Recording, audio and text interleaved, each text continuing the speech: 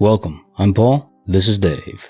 Today I have 15 Glitch in the Matrix and supernatural stories for you. At 6, I witnessed the impossible. My family vanished, then reappeared. An ethereal deer watched from the yard. My childhood reality was glitched. Case file number 2240, written by The Bong is Minty, A Lonely Boy and the White Deer. I was about 6 or 7, in my home with my brother and my dad. We were all doing our own things. My dad was watching TV in the living room, my brother was playing in his bedroom, and I was in the kitchen with a coloring book. There is a hallway that connects all 3 of these rooms together, so it wasn't that difficult to reach each other. I was just coloring and eating some candy, I believe, when there was this huge crash in my brother's room. I went to see what happened, walked past the living room door and into my brother's room. It was empty of my brother, and everything was in place where it should have been. So I went back to the living room to ask my dad what had happened, but he wasn't there either. The house was completely empty, even though I had just walked past my dad, who was sitting in his chair smoking a cigarette. I checked all the other rooms in the house for them both, then checked again. So I went outside to the back porch. It was late at night already, but it was so quiet, not even a bug was making any noise. We lived in the country, so it wasn't uncommon to see a few animals up close here and there, but I had never seen anything like this before. It was a white deer, just standing in the middle of the yard, staring in my direction. It was surreal. When I saw that none of the vehicles were gone, I ran back inside to look again. Both my dad and my brother were back, in the living room and bedroom, where they were first. I asked my dad where they went, and he said he hadn't moved from the living room. My childhood was pretty crappy, and I don't remember a lot, but this is something I'll never forget. It scared the hell out of me, and then it still confuses me now, thinking about it. This is what I call the dead pocket server. You were transferred over for some reason, although I don't know what the white deer represents. Case file number 2241, written by Acid. The Unconscious Vigil. One night, in January 2018, I came home late from a friend's. My phone's battery had gone empty on the way home. I always charge my phone at night, and I never turn it off entirely. But completely contrary to what I usually do, I, for some reason, decided to not turn it back on, not even to plug it into the charger. It just felt right to have it turned off. When I got into bed, it was about 3 a.m. For some reason, I decided to lie flat on my back and wrap the edges of my blanket tightly under me. Then fold my hands together on my stomach, look up towards the ceiling, and lie completely still. It doesn't need saying that that's a sleeping position I had never taken before. But I fell asleep that way, feeling rather peaceful. The next morning, I turned my phone back on and received messages from my mom asking where I am and why my phone is off. She informs me that my granddad died at 3 a.m. last night. I quickly drove down to my hometown to have a chance to see him one last time. And sure enough, there he was, in exactly the same position that I had gone to sleep in at 3 a.m. last night. In bed, flat on his back, blanket wrapped around him, and his hands folded over his stomach. I had known that he was in bad health, but had no idea that he was dying. I'm even a little ashamed to say, maybe needlessly so, that night he hadn't been on my mind at all. Rest in peace, Grandpa. I know we had a connection. Case file number 2242, written by Boring East 7574. The Bay Area's Silent Sentinel. There was a party at my aunt's house one day. Lasted all afternoon and evening. For someone's birthday, I think. Her house was a 2-story house, one of those that you have to walk up some stairs to the second floor to get to the main and front entrance. I was in 2nd or 3rd grade at the time, 25 years old now, and was playing with maybe 3 cousins around the house. They were plus or minus 2 years of my age. At some point in the night, we decided to play in the front part of the house, inside and outside. They had a small driveway. At some point, we stop at the top of the stairs at the front door, and we notice a man at the corner across the street, right next to the stop sign. This street was like an L shape, and my aunt's house would have been in the middle of that bottom line, and the guy would have been standing next to the stop sign where those two streets meet. Also, all the houses in this area, Bay Area suburb, were pretty much the same size and all practically touched. The street was also lit up by one of those orange and yellow street lamps. Now, this man at the corner, he was dressed in all black, and I very much to this day remember that he had glowing red eyes. That's the only thing you could see of him. When I say glowing, I mean like what you might think of when you imagine robot glowing red eyes. Us being children were at first thrown off, but then we started attempting to engage with this man. Mind you, all the grown-ups are in the back part of the house and don't know anything what's going on. We ask him who he is, what his name is, why he was standing there. All the while, this man had not moved one muscle. After a minute or two, we tell him that we're going to get our older cousins, in order to scare him off, because of course a grown-up can't handle that job. We go inside the house and get our cousins, and we come back and he's gone. We all go together across the street to see if we see him anywhere, but we don't see anyone. I think I've only told this story to maybe one person outside of the cousins who were there, because I know how it sounds. But I talked to one of my cousins recently, and she said she still remembers it the same way. I think about this every couple of years or so. Case file number 2243, written by Battle Feather. The Babble of the Break Room.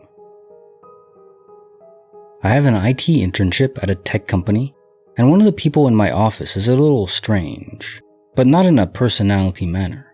He seems to be well liked, actually.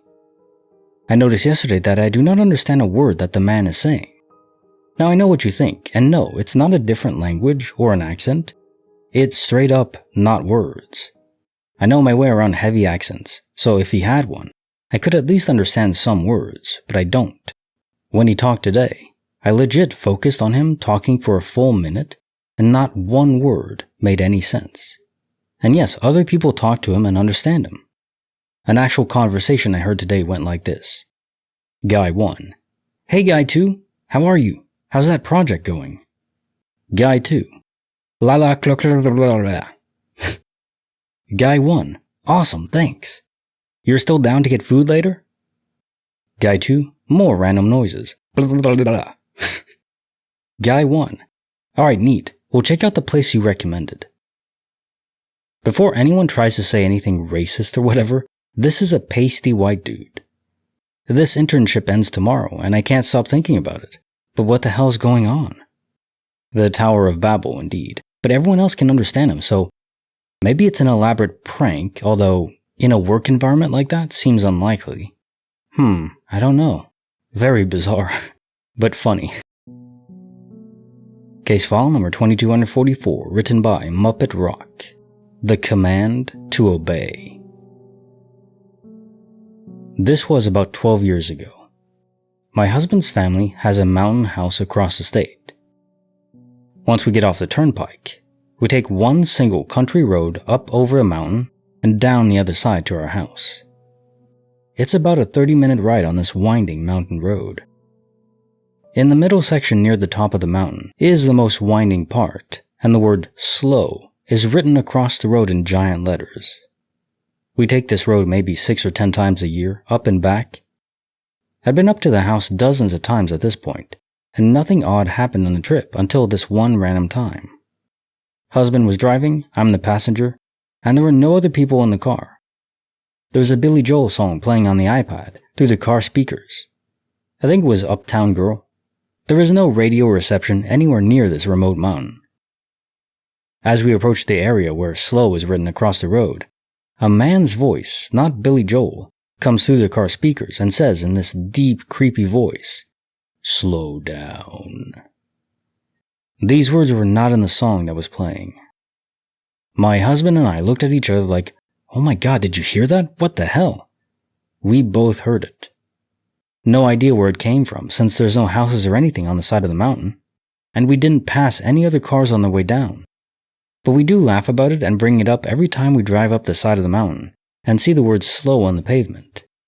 It never happened again in the hundreds of trips we've made since that night. Seems like some kind of extra warning, although Strange because obviously you've already heeded the warning every time you've made the trip, so you didn't really need it. Case file number 2245, written by Cilantro. The Unreal Deer Necropolis. A few years ago, my brother and I were driving a 15-hour drive overnight across 3 provinces in Canada to meet up with our parents and other family at our grandmother's house.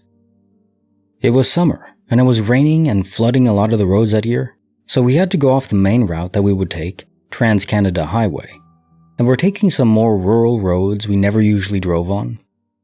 In the middle of Saskatchewan, at about 2 or 3 a.m., we were on a road called Louis Riel Trail. We had noticed and made some comments to each other about no one being around, and so we're hoping that the roads weren't closed or redirected up ahead. We both had noticed it just seemed like the road was totally deserted, but also it wasn't the main highway, so we thought maybe that's why there was no one else around.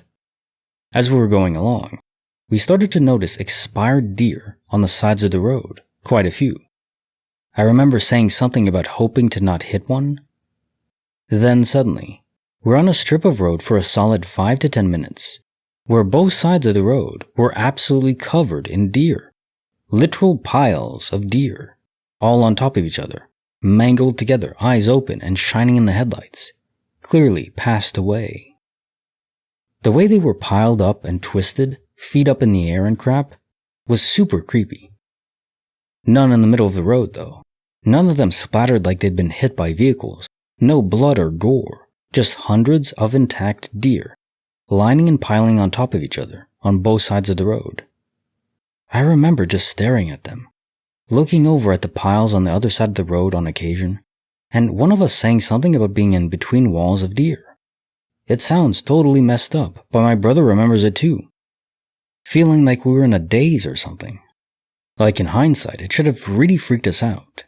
But I just remember staring at them and seeing their eyes shining, and I remember thinking something like it looked like they were all looking back at me. Wondering why there were so many, wondering why no one else was around, but really just not saying anything, and just mindlessly driving through for several minutes. It wasn't until after we were past them, and there were other vehicles and semi-trucks passing us by again, that we sort of snapped out of it and said, "That was really insane. What was that?" I had been taking photos of everything that trip, random clouds, cows in the field, my feet on the dashboard, but I didn't think for a second to take a picture of this bizarre road, lined with all those deer on both sides, because I was not thinking properly when it happened for some reason. Me and my brother talk about this often. It bothers us now because we both remember how weird it was, but saying it to other people never seems to justify the absurdity. I don't think people believe it happened, but we both witnessed it and felt the same thing. I don't have much to say, just freaking creepy as hell, and I have no idea what would cause that. Case file number 2246, written by Hawkman117. Skyrim, A Blink, and Forever. I was 19 and my sister called me to her room to show me something. She was playing a Skyrim mod where she was in a cave with spiders. She was fighting the spiders. I blinked, and then suddenly she was in a town. I was baffled and asked her what happened, and she said, I said to her, "You were just in a cave fighting spiders, and now you're in a town." She looked at me in a concerning way and said, "What do you mean?" "That happened like 30 minutes ago. You saw me come to the town through the main gates." I was just baffled and started to question if I was having a stroke. So I ran back to my room in a panic, wondering how I just apparently stood there for 30 minutes with no memory of that 30 minutes even existing. Eventually I calmed down and moved on in my life without something similar happening again. Any explanations on what just happened? I just closed my eyes for a split second and 30 minutes went by apparently. How's that possible? Well, I don't think it could be a seizure or a stroke or anything like that, because if that was the case, your sister would have noticed. She wouldn't just let you stand there for 30 minutes without saying a single word. That doesn't make sense to me. Case file number 2247, written by DCM Cray. A Neigh from the Past. I used to live on an old farm where the farmhand's quarters had been made into a rental apartment. We felt a strong and unwelcoming presence in the apartment at night. movements and such too, but the absolute most impressive experience was a horse ghost.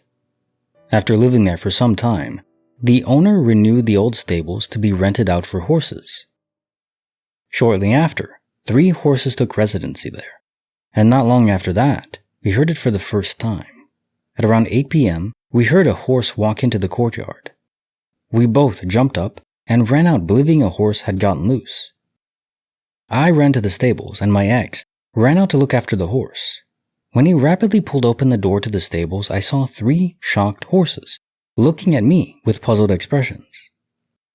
My ex had not seen anything either, so we shrugged it off and went back to bed. The day after, it happened again. This time we ran to the windows and looked out from both sides. Nothing. Only the vaguely lit darkness. A couple of days went by before we heard it again, and we just got used to it and accepted as what it was, the spirit of a horse coming to visit its friends. It kept happening at random throughout the time we lived there, but always around 8 p.m.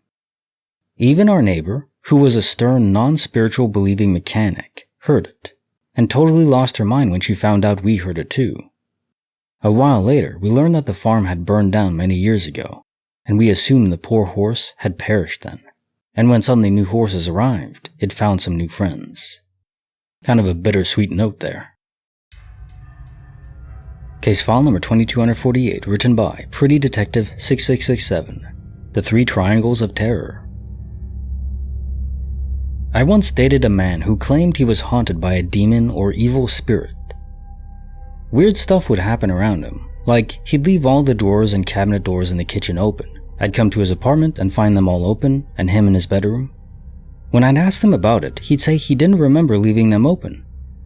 I thought he was just messing with me. Then I started to have nightmares when I'd stay over. Like once I dreamed a creature was hovering over him. It looked like a black sheet, or like a dementor. It was trying to smother him, and I screamed myself awake. Once, when we were sitting in the living room, he said he felt it nearby, and I heard a guttural growling sound. We were alone and he didn't make any noise. I was so scared I told him we should stay at my apartment that night. He said it was tied to him and it would just follow him. When we got to my place, I told my roommate about the situation. She was open-minded about it, and we sat up talking for a while. At one point, he and I went and got into bed to lie down. He told me he could feel it nearby. My skin started to get goosebumps, and I felt this overwhelming fear. We decided to go back into the living room with my roommate because it felt safer. While they were talking, I decided to go outside on my patio for a smoke to calm myself a bit. I actually am not a superstitious person, so this was all getting to me. Plus, I hadn't been sleeping much. While I sat outside, there was a lightning storm. No rain yet, but I could see the sky flickering. The wind started to blow back and forth in these big gusts. I started to feel angry, like, how dare this thing come to my house? In my mind, I challenged the creature to appear. I dared it to. I was calling it out in my head. The storm was coming, and I decided to go back in, feeling upset and angry. I put my cigarette out in the small glass ashtray that was on the patio. As I pushed the butt down, the ashtray split perfectly into 3 pieces, 3 perfect triangles. I know I didn't push it hard enough to break it. Right then, the thunder and lightning crashed really hard. I scooped up the broken ashtray pieces and ran back inside to show my boyfriend and roommate. I was so freaked out by everything at that point that I couldn't process it. The next day, he called his aunt in Mexico, and she told him to get a small mirror. Look into it while calling out to the spirit. She told him to break the mirror when he saw or felt a demon, and then to bury the pieces where no one would find them. He did it, and apparently, no more problems after that. Freaking weird. I don't know if it was all nonsense to this day, but I will never ever forget how I felt when that ashtray broke. It was like the bad spirit was taunting me back. Case file number 2249, written by Just a Random Weirdo 17. Luck in a Box. I received an out-of-the-blue package in the post early in the morning. It was a random gift of a necklace from my aunt who lives in another country. She has never before or since sent me a random gift without reason. Birthday, sure, but never a random gift for no reason. With it, there was a note. "We all kiss this charm to give you good luck you needed today. All of our love, aunt, uncle, cousin, and cousin." I was late leaving the house that morning because of my new lucky gift arriving unexpectedly. I missed my bus and had to walk 5 miles to school. Ugh, some lucky charm, eh?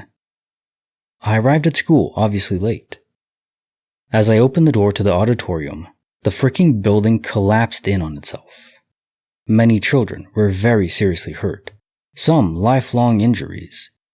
I later found out my desk was right at the center of the collapse. There was nothing left of it. The debris on my designated desk was huge. I'd have died if I hadn't been late to school because of that random gift of luck. I asked my aunt why she sent that necklace. She doesn't know what made her do it or why she felt I needed luck. She just felt like I did. I never removed it for years. It was only a cheap bit of costume jewelry. Eventually the chain snapped and I lost it. And honestly, freak deaths have followed me since. Case file number 2250, written by Zealous Ideal Key 771. The Last Night in Room 6. Kingston University, London, 200. I moved into my university dorms in autumn 2005. From the very first day, I knew it was going to be a creepy experience.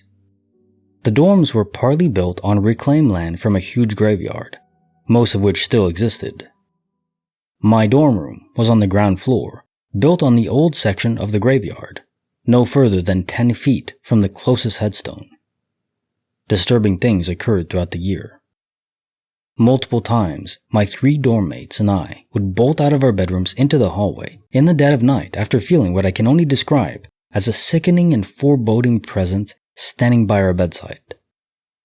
Room temperatures would plummet, TVs would periodically turn on and off, and the mattress would even shudder.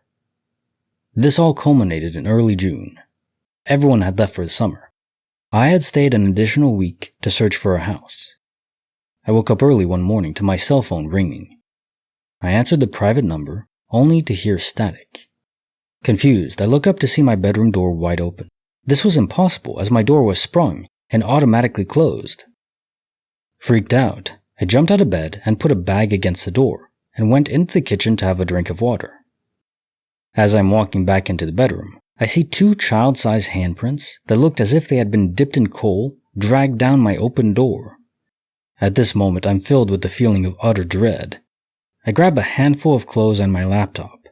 I rushed into the bathroom, only to see 2 more handprints. One dragged down the mirror, and the other on the adjacent wall. I grab my things and run out of the building, half-dressed and terrified. I looked at my phone to see what the call I had received that woke me up was, and it occurred at 6:06 a.m. The date was 6/6/2006. I swear to God, 3 keys were needed to get into that building in my bedroom. No one was there and no one has ever come forward to say it was a prank. All I know is I would never go back to that room alone again. Damn, I would never go back, period, even with an entire party. Case file number 2251, written by Leader of Pariahs, the Williamsburg Squeeze.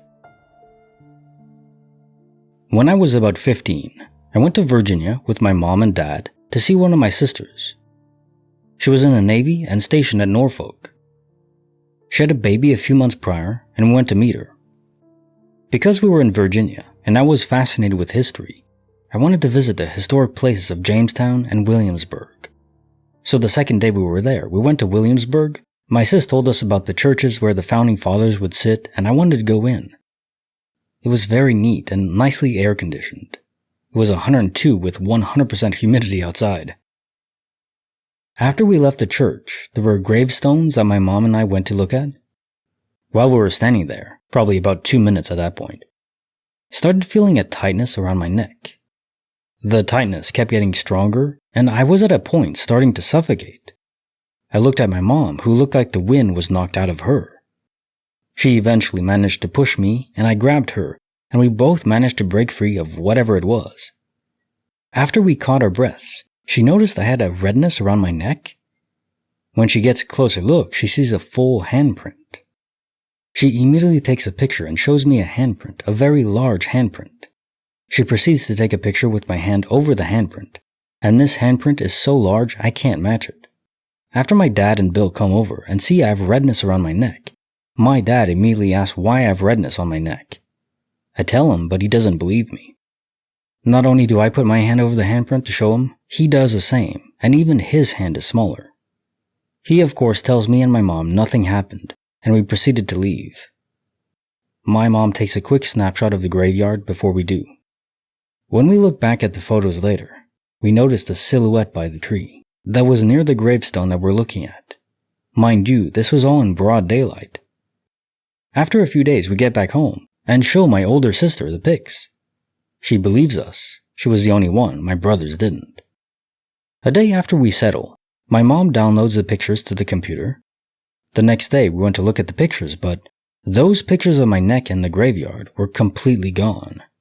My mom's camera at the time held photos for 2 weeks before they were permanently deleted. When we went to look to see the photos on her camera, at the point 6 days later, they were also gone. She tried to download the pics again, but those images were permanently lost. Mom and I only had the memories, but when I tell people, most think it's a made-up ghost story. I can tell you it was real, and I'll never forget it. I believe you, but there is some odd anomaly where pictures are involved. Often these stories involve taking pictures.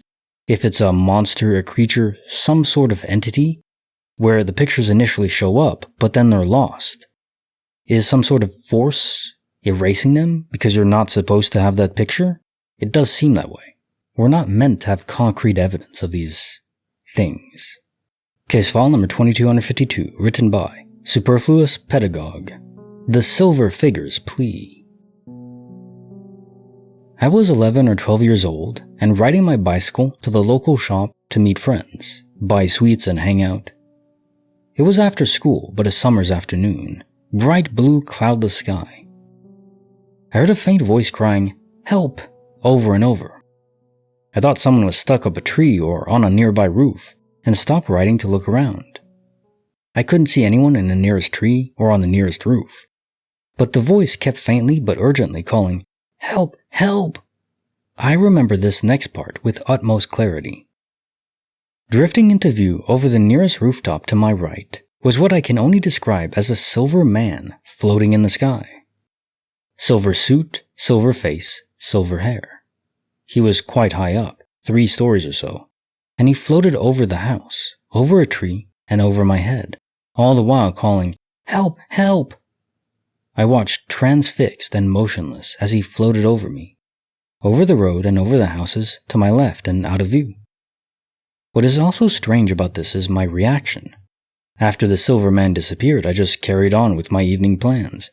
I didn't mention the silver man to my friends and talked about it only rarely years later.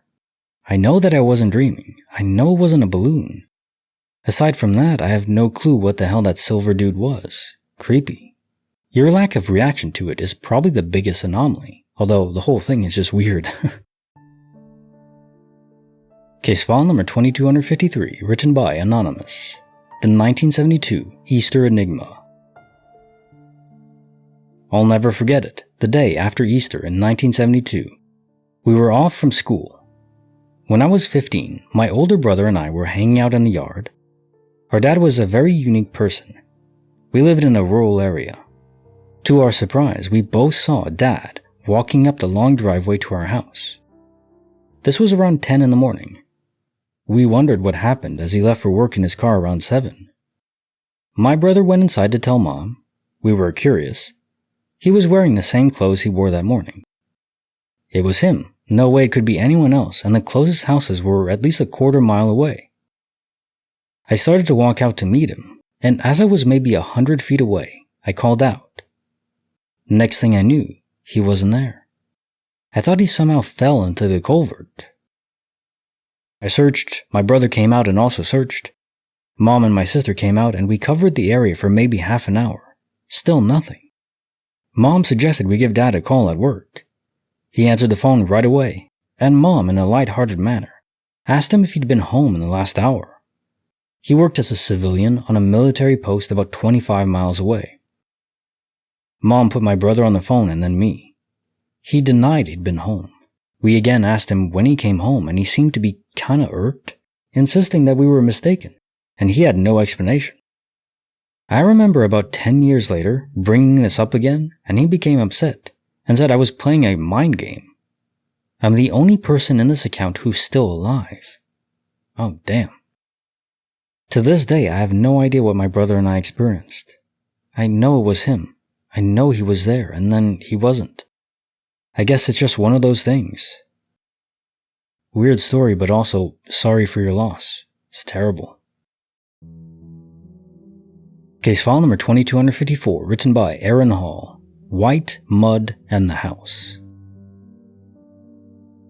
I got married too young, 21, and then divorced when I was 23. A few months went by, and I started having these nightmares. Long story short, a girl in a white dress with brown hair, matted with leaves and dirt, walks into my house, tracking muddy footprints. She stops and stares at the attic stairs, which are down for some reason. I ask her why she's there. She screams and the whole house crumbles. I never saw her face. I had this nightmare almost every night for 3 months. And when I say almost every night, I mean probably 95% of the time. For some reason, I started sleeping in my living room as opposed to the bedroom. I just wasn't very comfortable in there. So I'm sleeping on the couch one night and wake up around 2 a.m. for no reason. I check my phone and see I have a text from my friend and respond. Important because it verifies I was awake. I started getting very uncomfortable, and then I heard a knock at my door.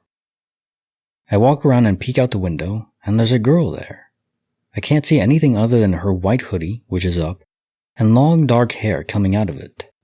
She knocks, then knocks again. Not urgently or anything, but she didn't appear intent on leaving. So stupidly, in retrospect, looking back on this as a 34-year-old, I crack open the door. In a quiet voice, she asks if she can use my cell. I still can't really see her face because my porch light was out, and I'd been putting off changing the bulb for no reason at all. I ask if everything's okay, and she just repeats that she needs to use the phone. Again, against my better judgment, I put my cell phone to the dial screen and handed it to her. I saw her hit a few things, then put the phone to her ear, and the screen light gave me a better view of her face. She was younger, somewhere between 18 and 22. Plain, not really particularly distinguishing in any way. She waits for a minute, then says, "Hey, I need help. I need your help." "Yeah, okay." Then handed me the phone again. So I look at my phone and it's still on the dial screen. Something felt weird to me, so I clicked over to the recent calls and she hadn't called anyone. When I looked up, she was gone. Not quite vanished, but like way down the street, further than anyone should have been able to cover in that time frame, walking away, even sprinting. After that, the nightmare stopped. Potentially related, 2 months later I got a call from a friend late at night, maybe around 10 p.m., who was like, "Hey, wanna come over for a beer?" I wasn't doing anything, so I did. I got back around 1 a.m., and my house had been broken into. Totally trashed with a bunch of valuables gone. Certainly I don't think my friend had anything to do with that, but I do sometimes wonder if that girl was casing my house at night. It's the only correlation I can make between the dream stopping and real-world explanations for that weird experience. The whole thing was just super weird. Now time for the jokes of the day. Who does Beyoncé call when she needs her roof replaced? All the shingle ladies. Watched a blacksmith pick up a molten hot ingot with his bare hands. Asked him what his trick was. He laughed and said, "Pick him up by the corners. They're only 90 degrees. My wife thought I was invading her privacy.